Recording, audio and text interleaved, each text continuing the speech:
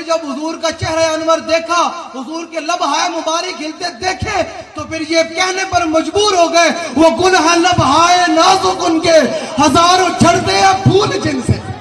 जब हुजूर ने अपने लब हाय मुबारक से वो अल्फाज निकाले तो अहमद रजा फिर झूम उठे, कलम उठा लिया, फरमाया वो गुल है लब हाय नाजुक उनके, हजारों झड़ते हैं फूल जिनसे, गुलाब गुलशन में देखे बुलबुल, ये देख गुलशन गुलाब में।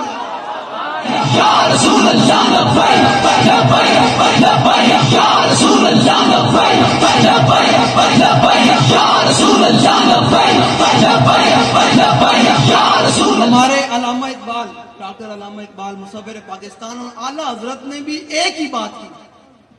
आला हजरत ने फरमाया उनके दुफैल भी हज खुदा ने करा दिए, असल मुराद हाजिरी उस पाक दर किया। लोग आ जाते हैं काबे का